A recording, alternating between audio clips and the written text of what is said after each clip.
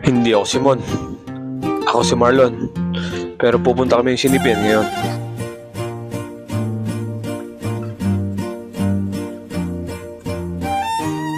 Kaya tara, samahan niyo ako dito sa Chapel of St. Joseph sa Barangay Sinipian, Nagcarlan, Laguna. Malapit nga lang pala to sa bahay namin. Kaya hapon na ang punta namin. At pagdating mo dito, magbabayad ka nga lang pala ng 10 piso. At eto agad, ang bubungad sa'yo. Asahan mo na ang traffic dahil maliit ang kalsada dito. Medyo malayo nga pala ang napag-parkingan namin. Kaya malayo din ang lalakarin. Siguro mga 5 minuto bago kami makarating dito. Hapon na nga pala ang pinili naming oras para kukunti na ang tao. At pagdating mo sa bungad, ito agad na makikita mo.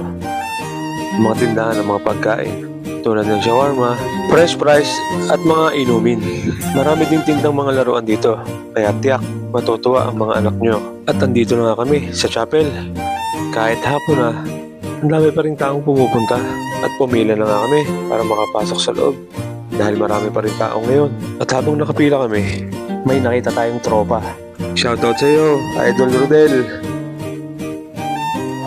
At malapit na nga pala kami makarating kung saan yung pinipilahan. At ang pila, hindi pa rin nauubos. Hanggang sa labas pa rin yan. At bumili nga din pala kami ng kandila para makapagtirik.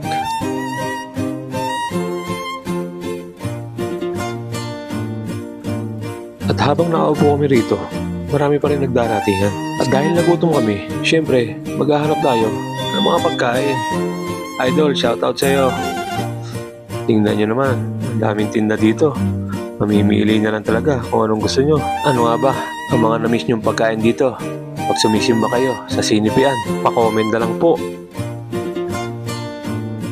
At syempre, siya talaga ang hinahanap natin. Si Pasabog. Dahil sa masarap niyang galang-gala. Quality. At may tinda nga din pala siya dito na suman, kamoting kahoy. Habang pabalik na tayo ng sasakyan, kinakain ko na nga pala itong galang-galang.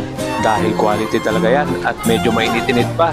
At bumili nga din pala kami ng cotton candy, pasalubong sa mga bata. At dito naman sa likuran namin, may nagtitinda ng merienda. Kaso, espasol na lang daw ang tinda nila. Shoutout sa iyo, Boss Ibong! At shoutout din sa inyo, mga ate!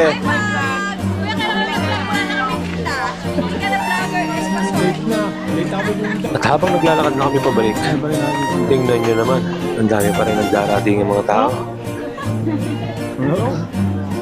At eto sa Gedli, itinda nga pala mga fish skin. Quality, hindi ka talaga magugutom pag pumunta ka dito dahil napakaraming kainan. Mamimili ka na lang talaga kung anong gusto mong kainin. At dahil nakakita tayo ng butche, syempre, hindi natin ito palalampasin. Dahil matagal na tayo hindi nakakatikim nito. Shoutout sa iyo, Idol. 10 piso nga lang pala ang isang piraso. At eto nga pala, ang butche. Napakasarap niyan, mga lodi. At dito naman sa kabila, bumibili na sila ng inihaw na hotdog. Tender juicy nga pala yan, kaya quality.